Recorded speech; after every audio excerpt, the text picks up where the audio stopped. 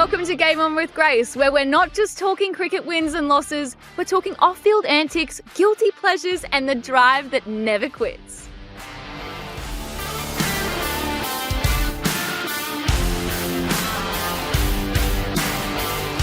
Welcome to Game On with Grace. Hi everyone, I'm Grace Hayden, and on today's episode we have a very special guest, Chris Green. He has made the globe his cricketing playground. From every single tournament under the sun, he's been part of it and done an absolute superb job at it. We're going to be chatting all the highs and lows of his career, so I can't wait to have him on and hear all about it.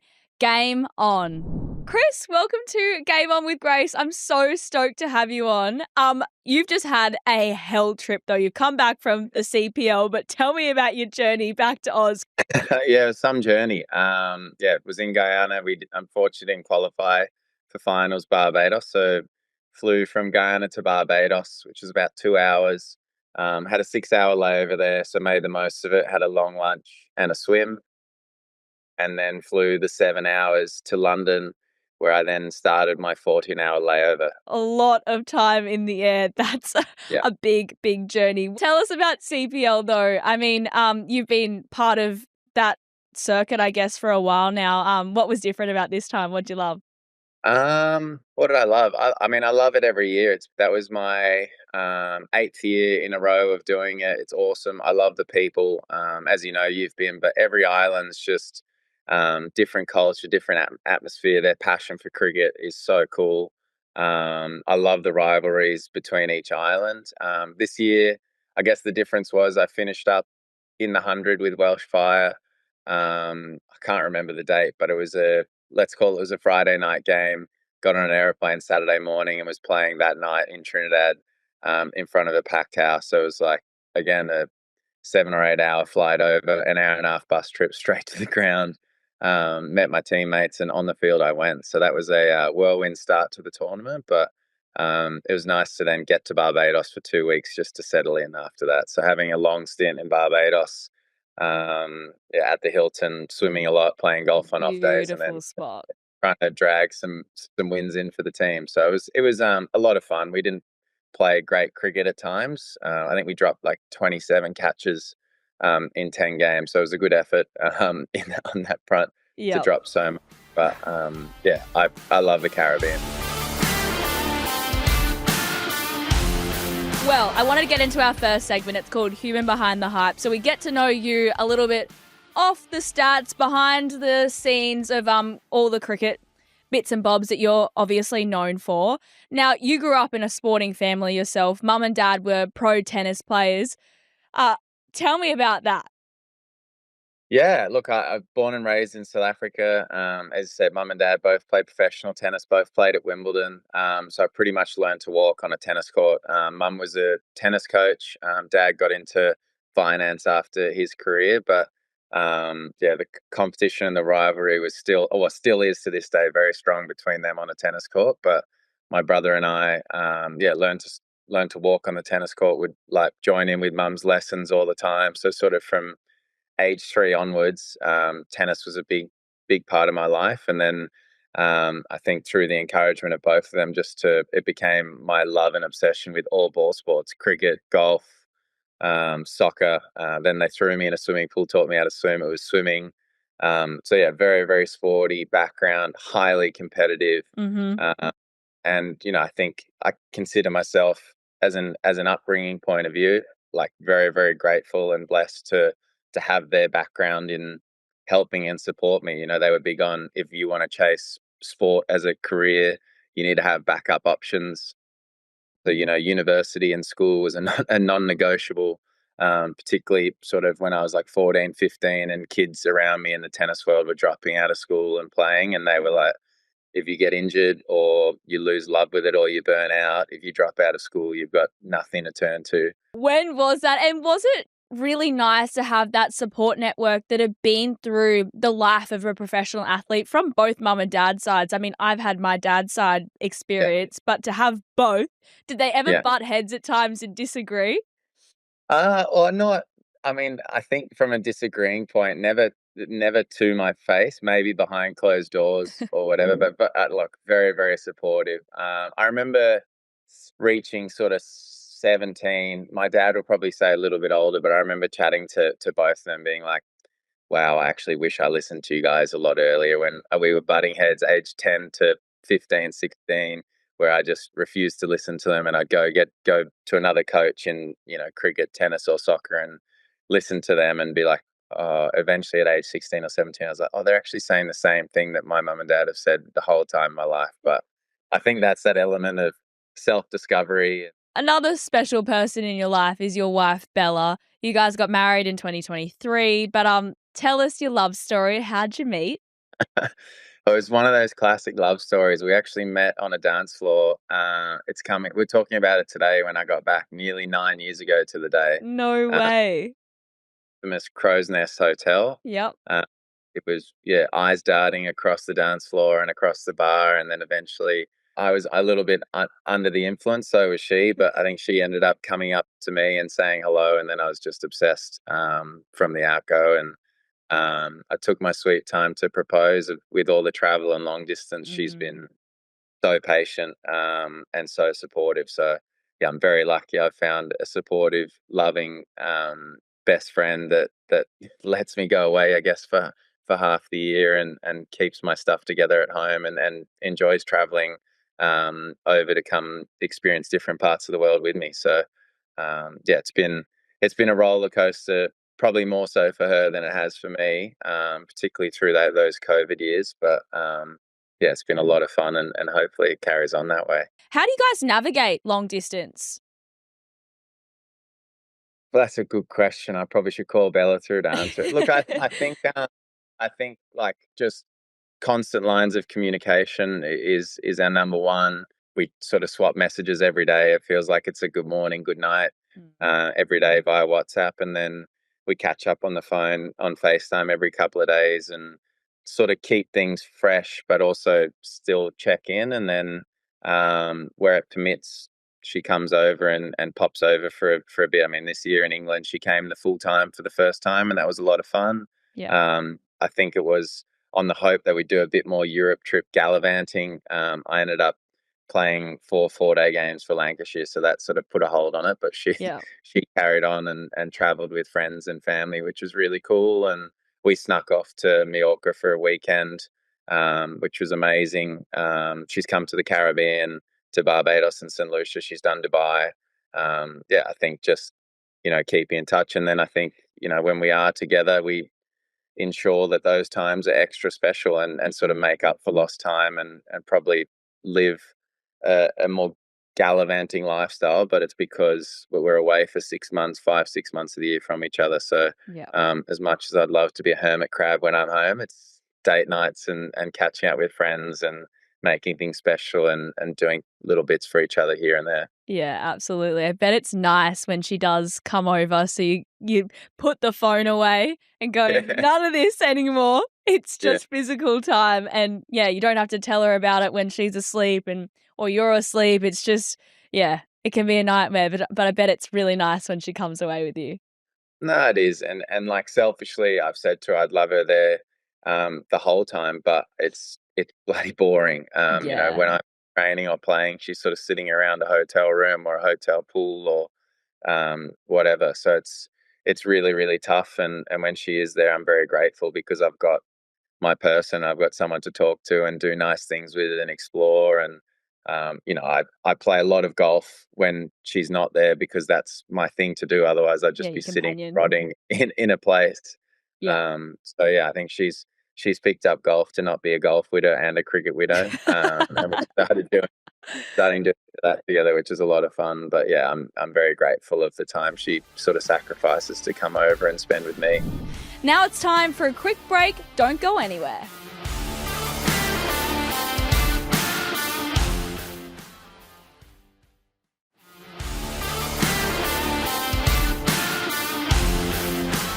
With travel, you do have to find your vices in it too, because it can be really isolating, especially in the world that we're in. I mean, different time zones we talk about, but, different teams all around the globe. But, golf you mentioned you're obsessed with, but do you have any other things that kind of keep you going when you're traveling? I definitely overdo it on the golf front. I've probably lost some friends back home for playing too much golf, and but I have assured them on days off, like there's nothing else to do. Yeah. Where it permits getting in the water, getting in the ocean. Obviously, the Caribbean makes that easy. Manchester doesn't make that so easy. No. India But doesn't make that easy. Pakistan, Yeah. Dubai, it's okay. It's hard when you're comparing places to Manly. So I've got a really, really high bar. But yeah, nice food. Finding a smoothie place or going out for breakfast rather than just enduring a hotel breakfast. I'd say breakfast is one of my favorite meals. So anytime I can find a good breakfast spot just to sit, chew the fat for a bit, waste some time. People watch. Exactly. You know, the longer you can drag out breakfast, the more of the day you've killed off. So, where golf and swimming doesn't permit, it's sit in a nice cafe or you know, find a place where I don't drink coffee. Don't judge me, but I What? drink green tea. I know. Crazy. How are you I've tried it Australian and before. you don't drink coffee? That's sickening to me. But I mean, that would stand you a good stead though when you go away to different countries because you can't find the same coffee anywhere. So I guess that's lucky in some way. Yeah, I just have green tea, so it's very easy. But I tried all different types of coffee because during the COVID bubble, it was when I was with KKR. They just didn't accept that I didn't like coffee, so were forcing me to try different ones. I said, look, I love the idea of it. I love the smell. Just can't do the taste. Can't even have tiramisu coffee. That's how bad it is. Wow. So you Yeah. despise it, right? That's- Okay. Yeah, I think Bella says that's probably one of my biggest flaws. Not eating tiramisu. Oh, that's so funny. Let's talk about golf though. Give us your handicap. Well, it's contentious at the moment. My official handicap in Australia is 1.5. Yeah. But Oh, that that's doesn't include, horrible. it doesn't include all the rounds I've played overseas, and I recently Right. ran hot, so it's down to scratch. Wow. So Okay. I got cut to scratch in the Caribbean by the group I was playing with. They weren't happy giving me one or two shots. So yeah, it's in a good place. Okay, It's in you're a good happy place. with it. Yeah, it's in a good place. What clubs do you play with? I play with Callaway clubs. So do I. Yeah, they're great. They've been really good to me. I met a guy. There's the Callaway reps actually at my club, but before I realized that, it'd be 2 or 3 big bashes ago, I probably got one of the greatest emails I've ever received from the guy at Callaway saying, "We'd love you to come down for a fitting." I said, "Oh my goodness, you've made my You're like, year." yes, I'll be there So anytime, any yeah, I day, went for you name it. exactly. Just I'll clear my schedule. Yeah. If I have to miss a game, let me know. I'll Yeah. do it. But yeah, I've been with Callaway for 2 years now, Yeah. and they've been fantastic. I don't even need to plug them. They've made my game very good. Well, through the golf balls and clubs, I think it's just added to my obsession. Me too. Yeah. I've only just started getting into golf this year, and Awesome. my partner loves it as well. He's like, Yeah. yes, like I don't have to feel guilty about going on the course. You can come Yeah. down too. Yeah. See, it's the golf widow feeling. It's a thing. Exactly. I mean, it's You can't between beat 'em, you've gotta surfing. Exactly. It's between surfing and golf that I have to compete with. But I mean, I do both, so it's all set. There you go. Your life's made. Exactly. What's your favorite course you played on? Phew. I did play on Pebble Beach on my honeymoon. Oh, no way. Bella walked around. She actually took photos, was there for the hype, everything. And I think that's where it sparked her bug. And then I think my top three, it's easy to do a top three, and I couldn't tell you in the order, but in terms of beauty and significance, I would say Pebble Beach, Sunningdale Old in England, and then Cabot Links in St. Lucia, which is just, it's quite new, and it's just like there's some of the holes are just ridiculous. Like you're hitting over the ocean on Crazy. 7 or 8 of 18 holes. It's stunning. It's way too difficult as a golf course because it's too windy and too hard, especially playing off the tips. But yeah, I'd say those three. Yeah, scenic. And have you got a Yeah. dream course that you want to get to? You got to say Augusta. I mean, it'll Yeah. never happen, but you've just got to say Don't say Augusta. never. I reckon you'll be able to swindle something. Well, if anyone's listening that can get us there, let's go. Yeah, 100%. We'll Anyone would miss want to go there. cricket for it. Yeah. Get a cricket wicket out on there and then we'll be Yeah, set.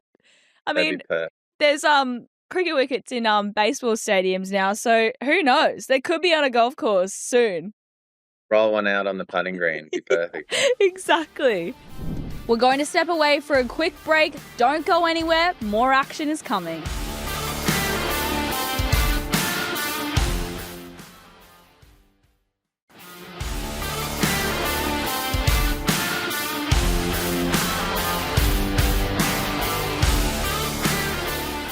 All right, I want to move to our next segment. It's the Sports Roundtable. We're going to delve a little bit deeper into the cricket side of things now.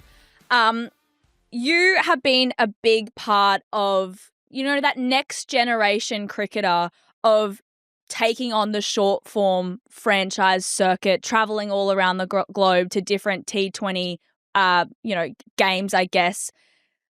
What was the decision in doing that? Like, why did you not go into, say, a test format and, rely on Sheffield Shield kind of games? Or was there a decision that you made that you went, nope, I'm going to go for the short format and I'm going to try and go from franchise to franchise? Or how did that sort of pan out for you? Yeah, it's an interesting one, really. I look back on my first taste of it was 2017. I went to the PSL, and then 2018 it really started picking up for me with the PSL again, CPL, and then England came soon after that. And it wasn't really like, this is what I'm going to do, this is what I'm going to chase and pursue. It was more of the case of there wasn't a lot of opportunity at all for me to play cricket at home for New South Wales. Obviously, Nathan Lyon was here. It was Steve O'Keefe as well. And I was just playing a sporadic amount of one-day games. And then I obviously debuted for the Thunder in 2014 and started doing okay there. And I guess that got me some notice and opportunities to then venture out. And those early years, right up until, up until when I made my first class debut 3 years ago, that was the only doors that were opening for me. So it was, I want to play as much cricket as possible. It still is the same way. I want to play as much cricket as possible with the best opportunities that allow me to chase my dreams of being, the best cricketer I can possibly be. And that's how it sort of started out for me. And in, specializing my game, I guess, was suited really well to T20 cricket. And then it was ensuring that I can stay alive in that format by specializing a little bit more in it. And then whether it's through just good fortune, timing, opportunity, etc.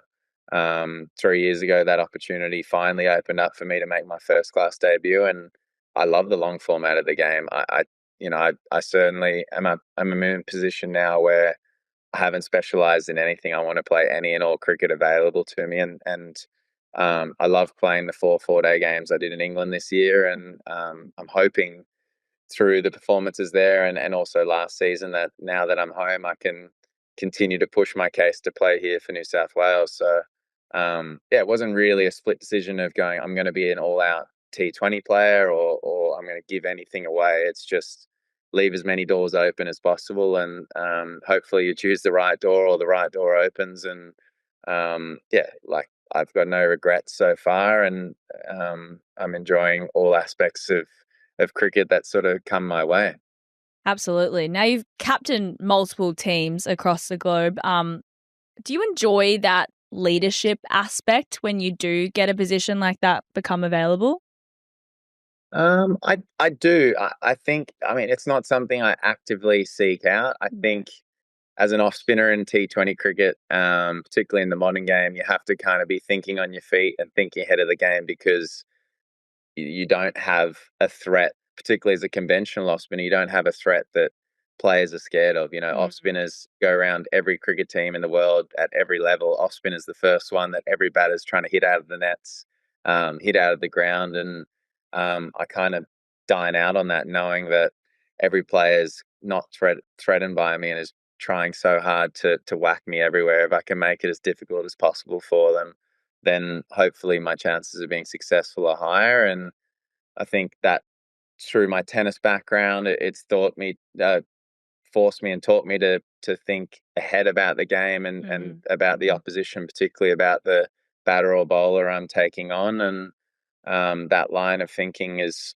I guess, I think through tennis has come naturally to me, and obviously aligns well with captaincy. I'm probably an I'd probably be considered as an extrovert as well, as one of the louder people, particularly growing up yelling at like yelling encouragement and whatever, rather than an introvert just clapping along. Yeah. So that probably helped at a junior and young age as well. And yeah, I've had some great experiences captaining. I've had some terrible experiences captaining as well.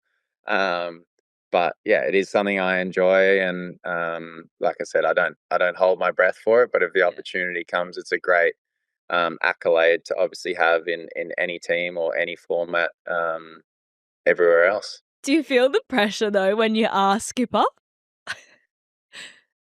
A little bit. I think it just makes things busier. It makes and I think that's probably something that I've learned as I've got older. My first experience of captaining overseas was I woke up one morning in Guyana, and I went out the night before. We had a day off, and I had all these missed calls from our manager, and he was like, "You need to come downstairs right now to the team room." And I walked.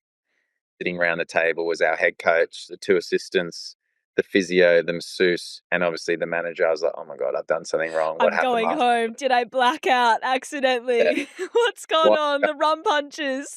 Yeah, exactly. I said, "You're now captain." I was like, "Excuse me." This is my first tournament, first CPL. I'm still very young in 2018.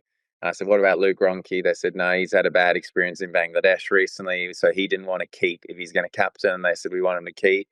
And then I asked about a couple other players. They said, "No, they didn't want to do it." I was like, "Do I get a choice?" They said, "No, you're doing it. You're the last one." I was like, "Brilliant." But I loved it. I think there's times now from that experience and from what I've learned is just to still enjoy the cricket itself rather than be solely focused on all the captaincy stuff as well as my own game. You can obviously lose track of what's going on around you and sort of not experience the atmospheres and the fun and the ebbs and flows of the game. Obviously, you don't want to be too distracted as captain trying to take that all in, but that is something that I think is probably the biggest challenge and something that I still try and be present for when I do try, but it is very difficult. I bet.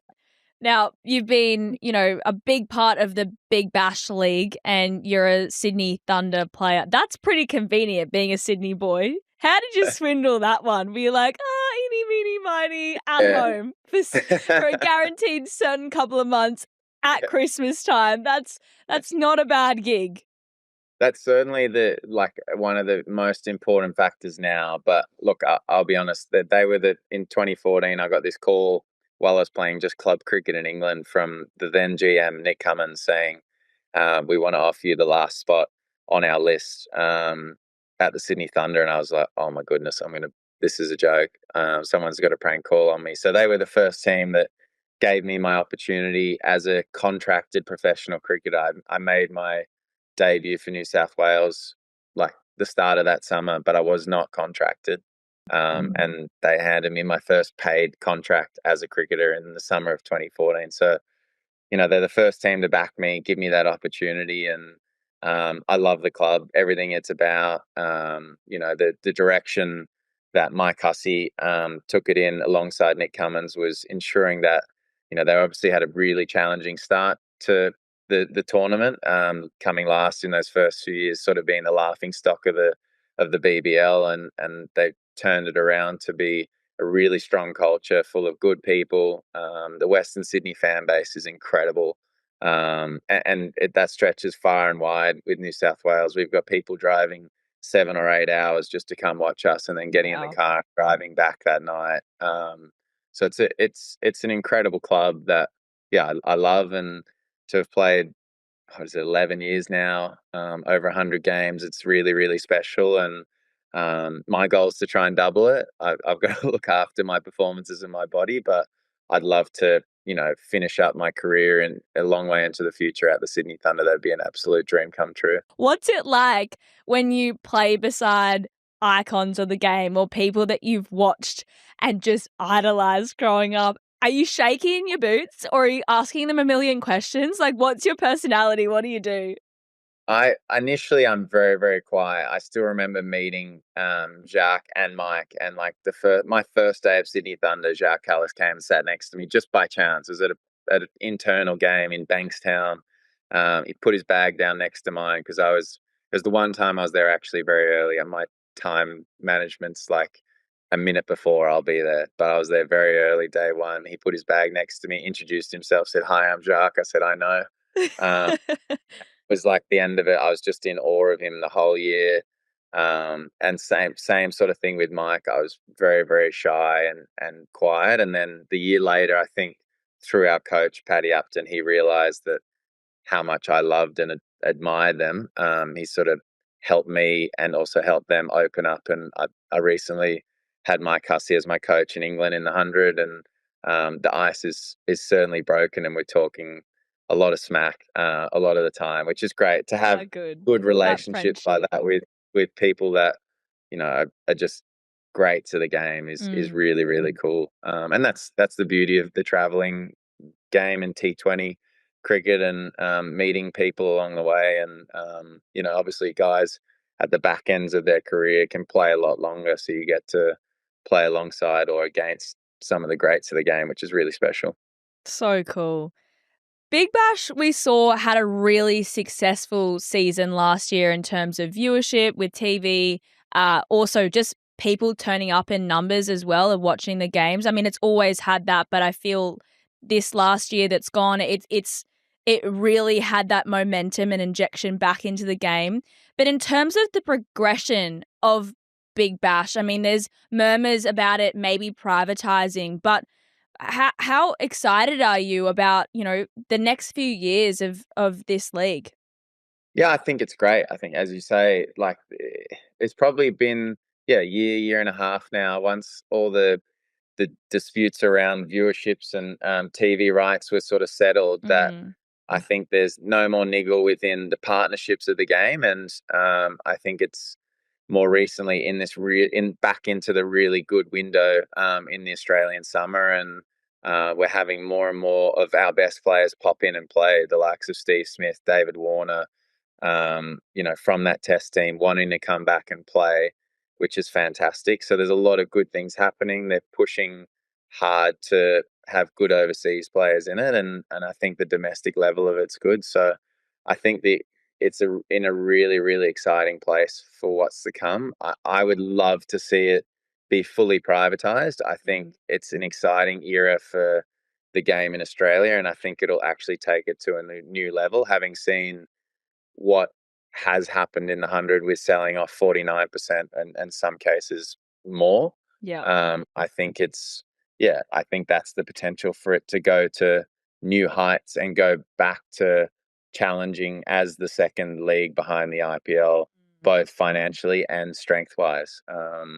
So I think it's in a really exciting place to push that button a bit further in the coming years. Absolutely. Cricket's in just such an exciting space in general at the moment. It's just absolutely everywhere. Even going through customs in the US, people are Yeah. knowing about cricket. I mean, you never thought that would happen, hey? Yeah. Yeah. What's cricket? Now they know. Yeah, it's so cool. Now, I want to talk about when you finally debuted for the Australian side in 2023. Walk us through that moment. You got the call. What were the emotions like? Initially, I was very scared. I actually got the call the night before my wedding. Oh, So what? I Timing know. of that is just insanity. So you're already stressed because you're getting married the next day, and then you're Yeah. playing for Australia for the first time. Oh, the head noise. I can't even imagine. Well, I think the stress for a male before the wedding is probably a lot lower than a female. That's But true. That's true. I get the call. I think it was about a month out or 3 weeks out, saying you're on standby. And I remember Bella listening, being like, "That's over our wedding." I was like, "Yeah, but it won't happen."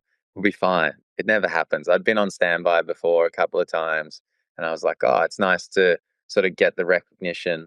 And then yeah, I remember we checked into.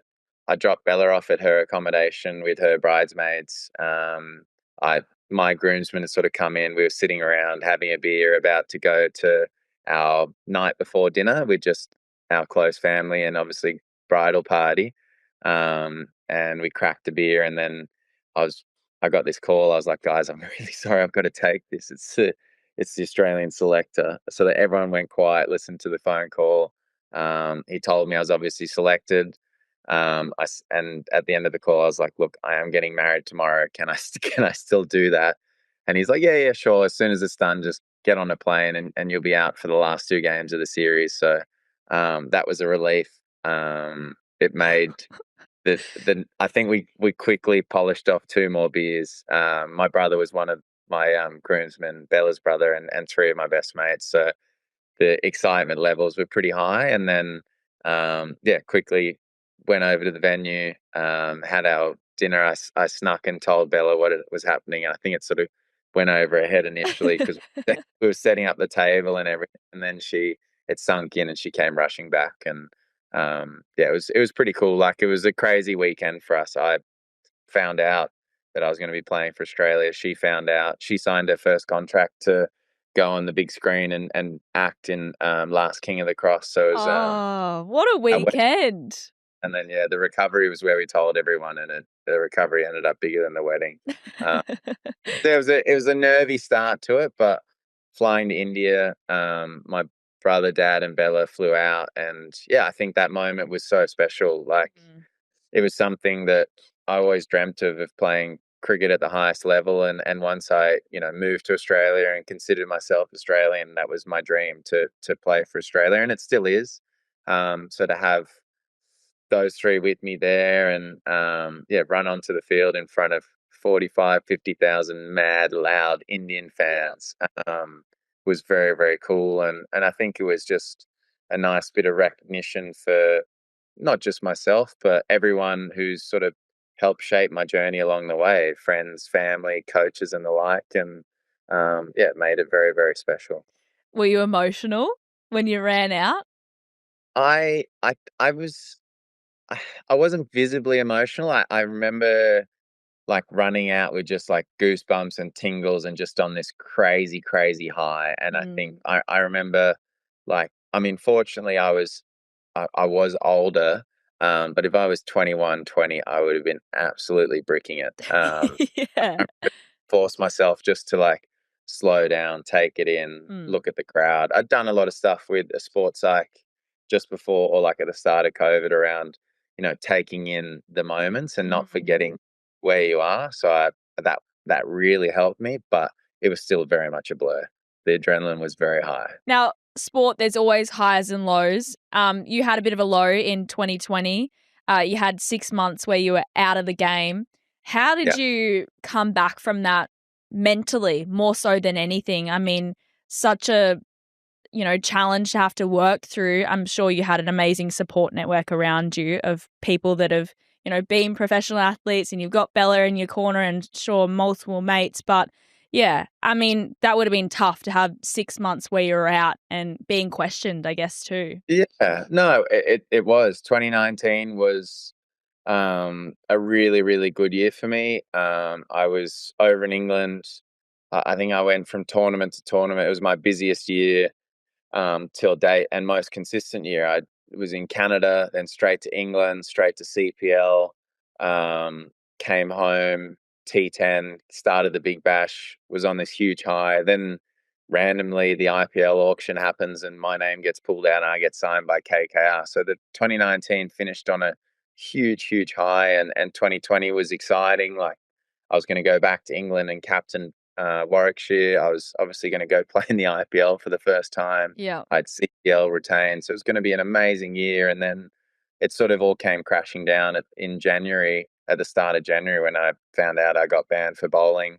And I was in complete shock. 2019, I spent a month at the academy bowling in front of the analysts who ended up filming there and helping me through the process as well, and nothing was said. So, I was caught off guard by it. I look back on it now, and it was a really tough position for me. I felt terrible. I felt embarrassed and ashamed. Obviously, people say things, and you read things, and you are like, you start questioning everything. And like you said, I was very, very lucky that I had great support from my family, from Bella, and then from the cricket teams and the cricketing world. Sydney Thunder and Shane Bond at the time was the coach. I had years on my contract still. They threw an arm around me saying, "Look, you've got our support. We'll help you through this. Let's get a process plan in place." Warwickshire reached out. They said, "Look, this doesn't change anything. Your 3 months will be done." Brendan McCullum reached out saying, if there's anything we can do, he was the coach at KCAV, anything we can do to help, let us know. This is, from what we see, there's nothing wrong with you. We'll get it sorted ASAP. So I had a lot of support And reassurance too. Yeah, and reassurance that it was going to be okay. It was obviously unfortunate that I was going to miss the end of the Big Bash, or the remainder of the Big Bash.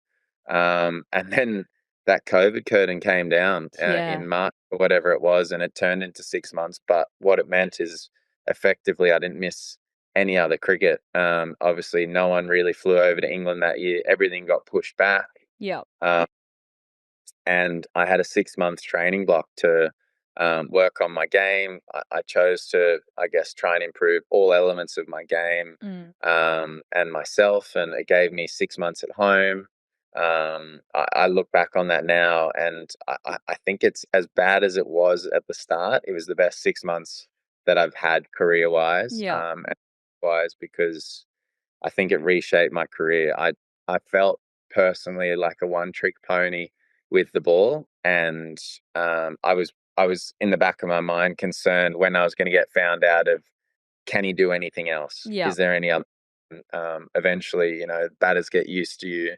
So I remodeled my action, remodeled my game, worked incredibly hard on my batting, and I think that laid the foundation for the 5 years up till now that's followed, where I've played my best cricket. I'm playing my best cricket. I'm playing consistent in all formats, and I think my goal was always to be an all rounder, and I feel like I'm now genuinely considered an all rounder. And I think there's still a lot of work to go, but it forced me to ensure that every now and again I've just got to stop and smell the roses and check in with myself, check in with my game, and I add that to all aspects of my life, and I think it grounded me and gave me a lot of gratitude for what has been, what is, and what's to come. So I talk openly about it, about being the circumstances being really, really, but I think through the support and reassurance that I got, I couldn't have asked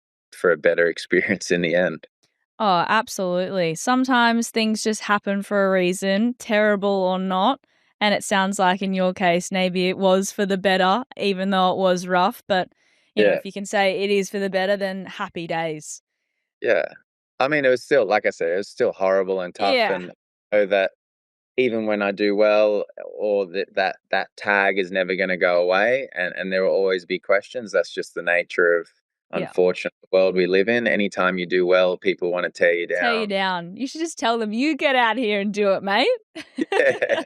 Oh, don't worry, I have. But it's just, I think, that's just the way of the world. Anytime you're getting more abuse online, probably means the better you're doing. Exactly. Well, the more haters you have, the better you are. So yeah, for sure. It's just one of those things that it'll motivate, more fuel to the fire, and again, force me to keep checking in on it and checking in on every aspect of it. And I feel like I've got a really good blueprint for how things are going, and to keep things moving in the right direction. As I said, to try and play another 10 years. Oh, you're on track. I love it. Yeah. Now, we got lots of US-based listeners. I've been asking people if they were to pitch cricket to a new, I guess, like, fan or someone who's heard about cricket and wants to get into it a little bit more, but US-based, how would you pitch it to them to come watch? I love America. I've spent a lot of time in the States, particularly New York. New York's my favorite city. It's so Manhattan, cool, hey? All the unbelievable. bars, little underground restaurants and everything. It's just groovy. Yeah, it's next level. I went to Dallas last year for cricket. That was cool. Mm-hmm. And to the Americans that I meet and cross paths with when they're like, "What do you do?" or "What are you doing here?" is basically I'm here playing a more entertaining, shorter, faster, better version of baseball. There's more home runs. There's more action. There may not be as much dancing that goes on, but you can come and dance if you want. But I've been to some baseball games and they're long. They're great people watching, but they're so long. You see like one or two home runs Yeah, if you're lucky. and it's the And foul it, balls, hey? oh Like, I don't yeah, get it. Come to yeah. a cricket game and you get sixes and fours guaranteed. Like especially in America, the grounds are small. Yeah. Um, But yeah, I say it's a better, more exciting version of baseball where you see more home runs, you see more action, hopefully. And yeah, you can bring the vibe and energy that you naturally have in all their sports. I think tennis, golf, cricket, and the like, Mm. baseball, all the NBA, if you bring that sort of um, vibe and energy that they naturally have to cricket, I think it'll only grow more and more, which is really cool. Oh, I love that pitch. It even makes Yeah. me want to get there now. There you go. There you go. And if it doesn't work, then we just bring T10 in and then it's assured that. Yeah, even shorter. Yeah. Now it's time for a quick break. Don't go anywhere.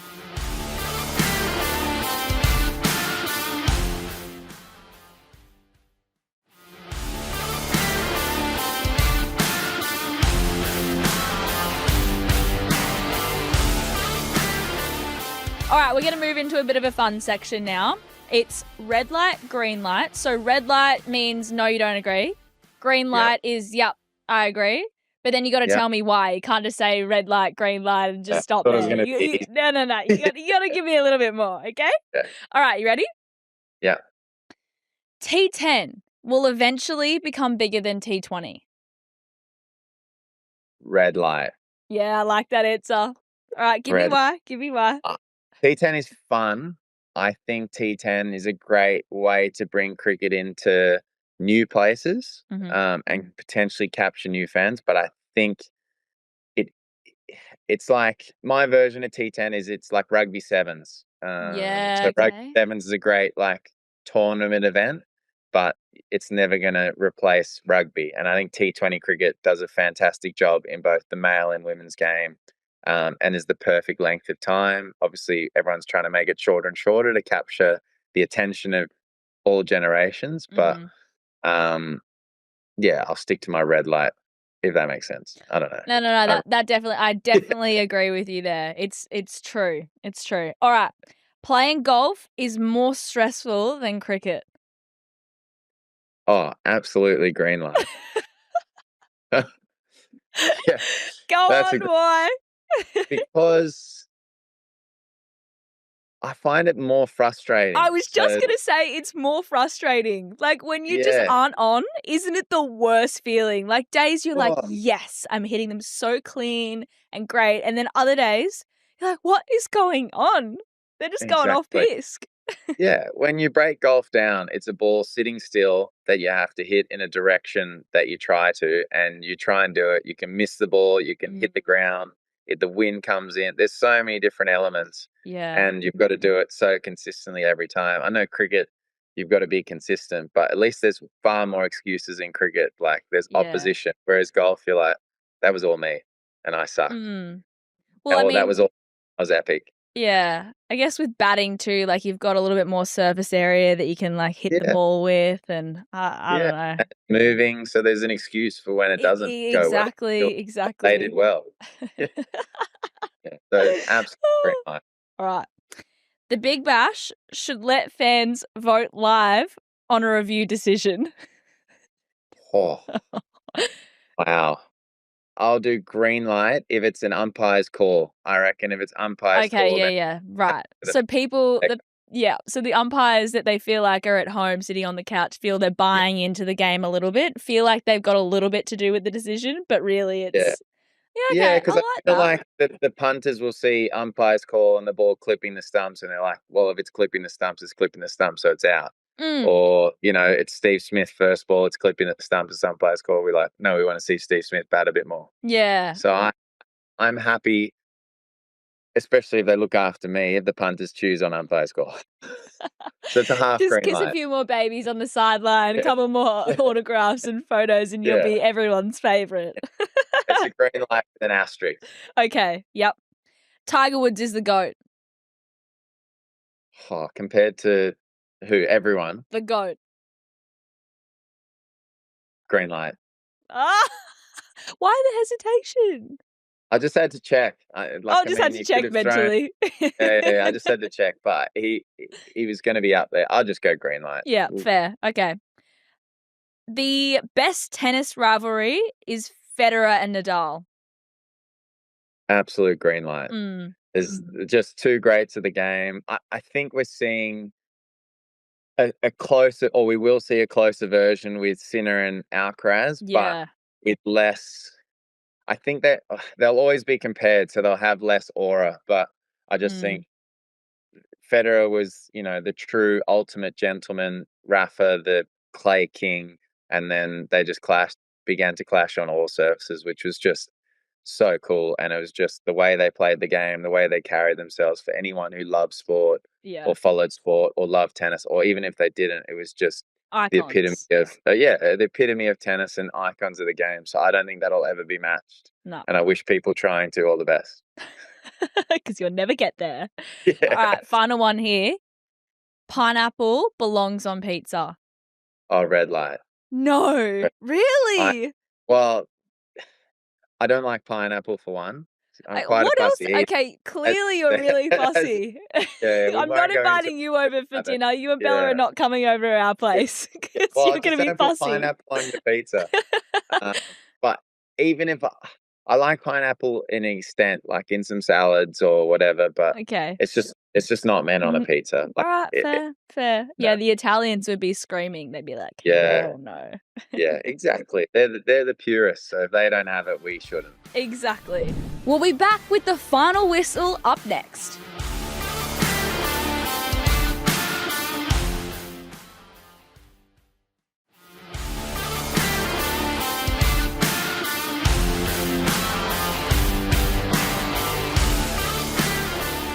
All right, final segment of the episode. We're just going to do some quick rapid fire questions and then we'll wrap up. All right, so do I have to explain answers again? Yeah, or just shoot some quick answers at me. That doesn't have to be too long. What's some of the best advice that you've received? Life's not a race, it's a journey. I mean, it was from one of my dad's friends when I was 6 or 7, because I used to eat my food really quickly, and I didn't really understand. That was what I thought it was all about. But as I've got older, I've sort of enjoyed it as just don't rush through every moment, just take it all in, and it's not a race. Just enjoy the bumpy ride, highs and lows. Yeah. Yeah. Oh, I love that. Favorite teammate to play with? For pure entertainment value over the years, my number one seed, there's so many closely just underneath him, but Fawad Ahmed. Okay. Give us a story. He took me in under his wing the early days of Thunder as the fellow spinner. So he nurtured me. He took me out for meals, but I just thought he was hilarious, so kind, such an incredible human being. And we just, two very, very different individuals that got on like a house on fire and just caused absolute trouble. Like we refused to room with everyone else. I think we had 4 years rooming together, living in each other's pockets. And even when we traveled around the world during those years as well, would spend time in each other's rooms, just talking shop, having tea, eating dessert and eating way too much food. He knows the best restaurants there are. So I just, tag along. Him. And he was just so cheeky as well. So, trouble when you two are together. Yeah, the perfect amount of funny, kind, and just downright wrong. Oh, I love that. Yeah. What's one thing you hope people say about you in 10 years' time? Phew. Um, I don't know. Just I think someone that loved the game, had a lot of time for anyone, and hopefully always played with a smile on his face. I think that's something that I try and embody. As I said, highly competitive, so that's why I say hopefully with a smile on his Yeah. face and not I'll beat competing you, but too I'll be hard. smiling while I'm Yeah, doing yeah, it. and not competing too hard or pushing it too far, which everyone does at times, and I know Yeah. I've done. But yeah, just someone who's seen to love the game. I was lucky with my upbringing and people giving me a lot of time, so I try and give everyone a lot of time. And yeah, someone who always has a smile on his face would be nice. Yeah. Now, athletes are known to have superstitions. What's the craziest one you've seen or witnessed? Oh, um, yeah, there are some weird ones. I'm trying to think.